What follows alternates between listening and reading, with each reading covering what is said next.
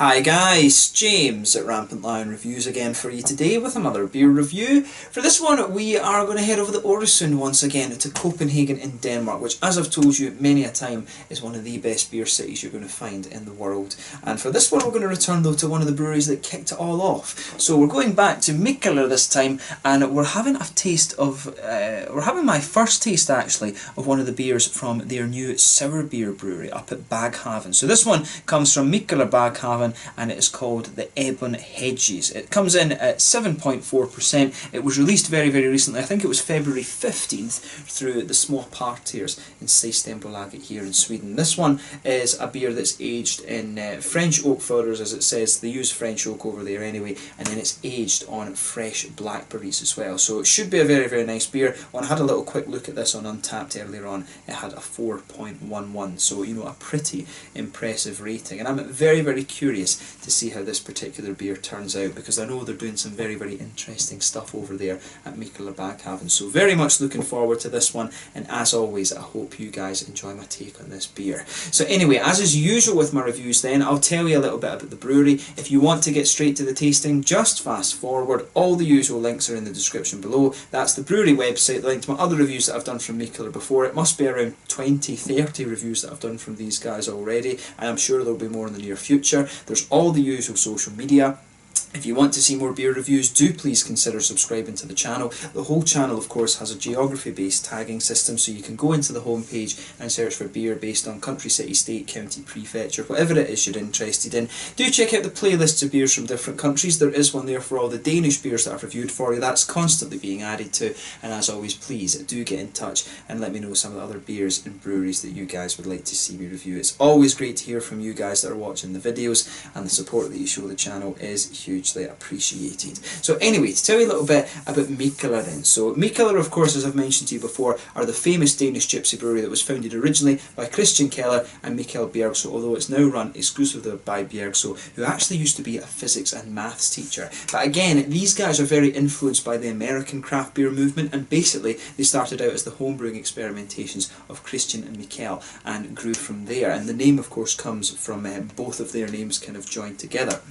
But for a long time they didn't have their own brewery, but rather they brewed at a variety of host institutions. They brewed in the US, Norway, Scotland and Belgium. Most of their beer for a period of time, I think it actually, in terms of volume, most of the beer is still brewed at the De Proef Brouwerij in Locriste Heefde outside of Ghent in Belgium. But their home base was the original Mikkeller bar in Copenhagen. I believe that's Victoria Gade that one's on. And they also have a collaboration beer bar very early on with Toil, whose owners, of course, were former students of Mikkel's, and the first beer that they ever produced was a collaboration beer with them. But in April of 2016 they actually did get their own brewery. They took over AleSmith's former brewery in San Diego in California in America after they moved to a larger space, and in 2017 they also announced that they would establish a second brewery at Citi Field, which is home of the New York Mets in New York City as well. And they now have a location in Copenhagen which is called Baghaven, where they experiment with sour beers. There they've got 12 oak fodders. I think they're all from France,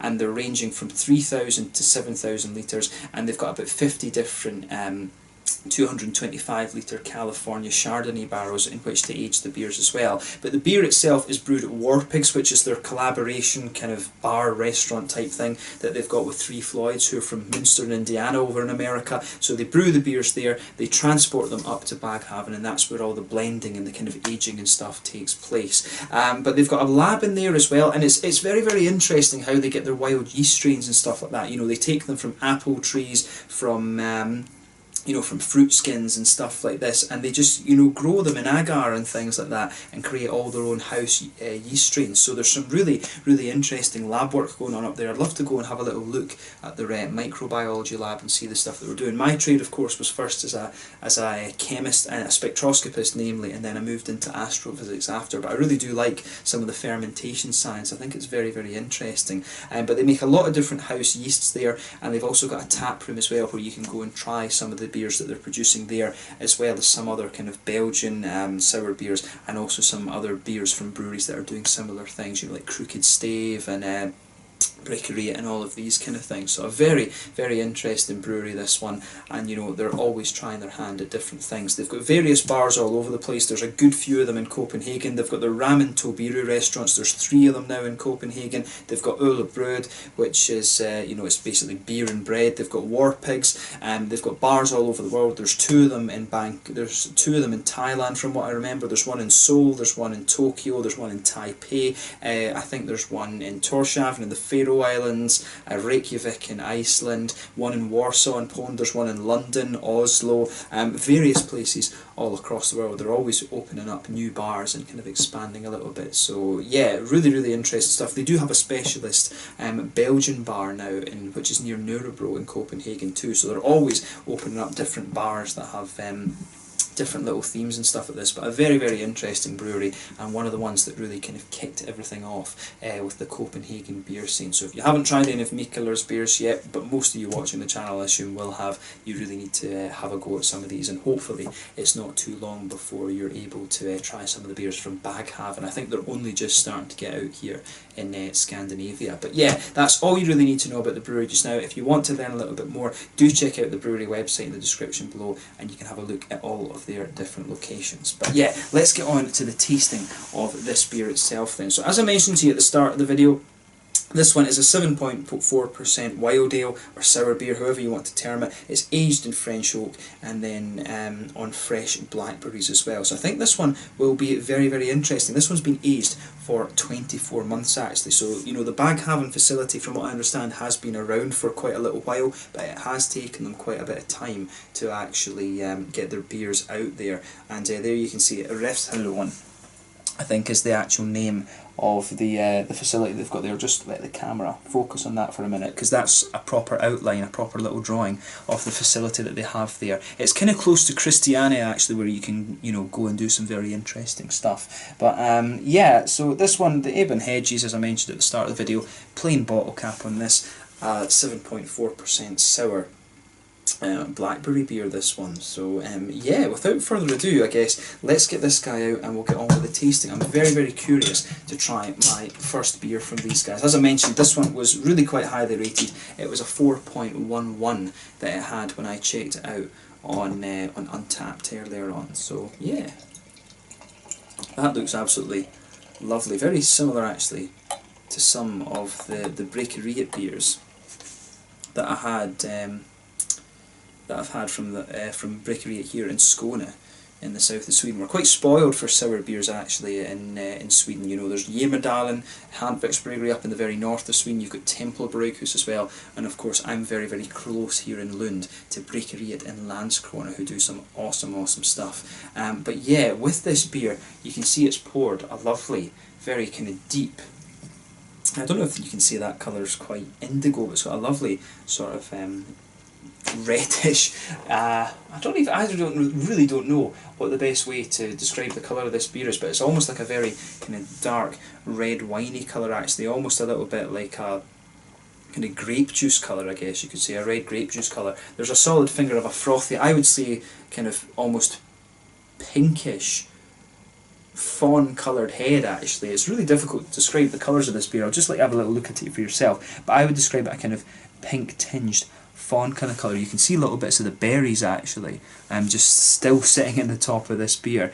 but it looks absolutely lovely, this one. It is quite a hazy beer. If I put my fingers behind the glass you can see just how hazy it is, and there is a little bit of sediment in there, but I'm really not sure whether that would be the yeast or whether it would actually be little bits of the blackberries, because you can see little bits of the blackberry just floating in the top of this one. But you know, it's all natural. It is pretty good for you, of course. So yeah, we'll have a smell of the aroma of this beer and just see how we go on. But it looks absolutely lovely. The sour beers, of course, can be a very diverse range of different colours and things like this. So yeah, let's take a closer look at the aroma with this one and just see how we get on.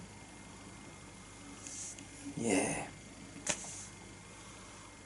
That smells really nice. I mean, it actually comes across. You can really smell a good bit of the malt base in this one. You've got a lovely bit of a kind of smooth, almost wheaty, white bready base to this beer. There's a little bit of a sort of biscuity sweetness coming out of it as well, but of course the main focus of this one is that lovely kind of blackberry aroma. You can pick up a little element of the hops as well, you know, it does have a little edge of a kind of fresh, grassy, floral kind of thing, and of course you get a little bit of that sharp tartness from the wild yeast in this one, which is lovely. And the blackberries in this come across as being nice and sharp, but at the same time they come across as being just a little bit juicy.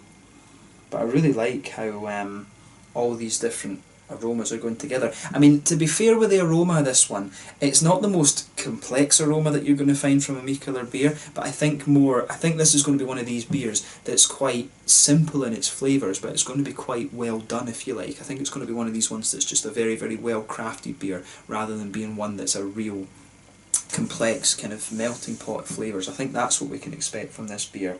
But yeah, the blackberries, like I say in this one, come out as being very, very juicy, but also just a little bit sharp and tart, and nice and smooth and juicy. So just take a little bit of time and enjoy the aroma of this beer before you get stuck into it. It does smell really quite nice, actually. Yeah, and it's, you know, it comes across as very smooth, very nice and very clean. So just take a little bit of time and enjoy the aroma of this one before you get stuck into it. But you know, I'm very, very curious to see how this one turns out. My very first beer from Mikkeller Baghaven. So this one is the Ebon Hedges, a sour beer at 7.4%, my apologies, aged in French oak fodders with fresh blackberries from Mikkeller Baghaven over in Copenhagen. Let's get stuck into this. Slange, skål.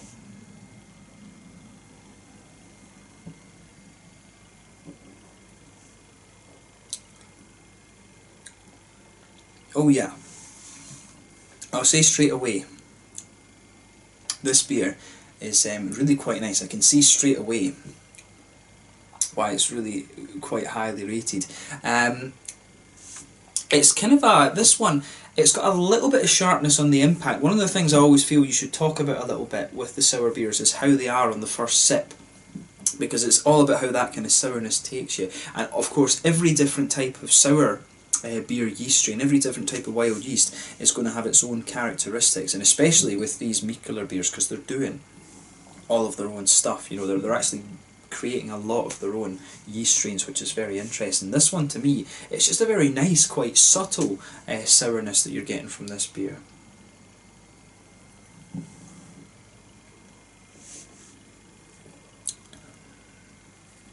Yeah, I really like what they've done with this. As I say, this is one of the more kind of smooth and sweeter and juicy sour beers that you're going to come across. You need to take a few sips of this one though, just to let your whole kind of mouth adjust to this, but you know, this is a damn good beer. If you're watching from Sweden and you can still get a hold of one of these, do have a go at it. What I will say though is that it's a little bit more on the kind of pricey side of things. I think I paid like 140 crowns, something like that, for this one. So you know, it's about 14 euros. So you know, it's a bit of an expensive beer, this, but it was one that I just really wanted to try, and I thought, you know, stuff it, why not?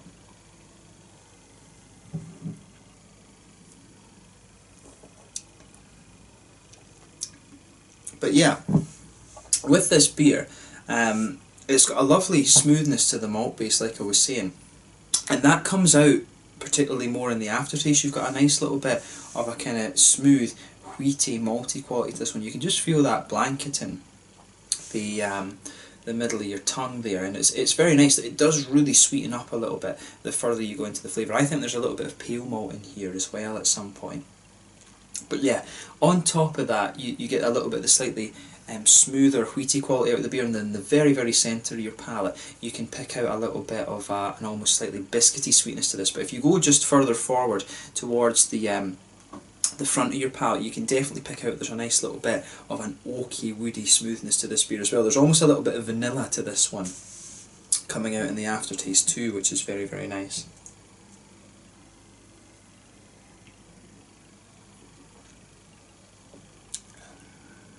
Yeah, I would definitely say there's a little touch of vanilla to this one, just coming out.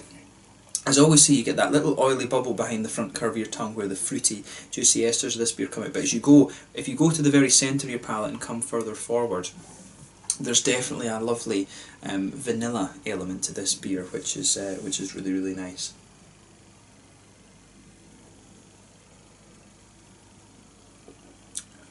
yeah, I really like what they're doing with this beer. I think it's one of these, as I said at the start, it's one of these beers that it's quite simple in its flavour profile. It's not overly complex, but it's just the way these flavours blend together that makes this beer really nice and really drinkable. And in terms of the sour quality in this one, it just has a little, it's quite a subtle sourness, if you like, compared to some of the ones that you can get. It's got a little tiny bit of that puckering quality to it towards the front of the palate, but otherwise it's just very nice and very kind of subtle actually. So this beer, for me, gets a big thumbs up. I need to go over to Copenhagen again at some point, and I'd like to have a little visit to the Baghaven facility and just take a look at all the different kind of varieties of stuff that they can do, because I think it would be very interesting just to see exactly what they're doing there. But this beer strikes me as being very, very nice. In terms of the hoppy side of the beer then, there's a little tiny bit of earthiness in the back corners of the palate, but as you kind of come further forward along the sides of the tongue, and I'll say, when I say earthiness as well, it's quite a smooth, it's almost like a kind of German noble hop earthiness to it. I would be guessing they might use a little bit of a Belgian kind of bittering hop in this one, just, you know, to give it that little bit of an edge. But it's very, very smooth earthiness to this one, almost like the German noble hops. But as you come further forward along the sides of your palate, it smooths out a little bit. Maybe there's a teeny little bit of herbal quality there, but when you get to the front corners of the palate, you've got a nice little bit of a grassy kind of floral thing to this one, which is very, very nice as well. And round the very front curve of the palate, you've got a little bit of a lighter grassy note as well, which is very, very nice. It's a very it gives the beer just a little edge of freshness, I would say. I do wonder if they've used some German hops in this, or maybe some Belgian ones, but the earthiness to me makes me wonder if it's German hop actually, something like that.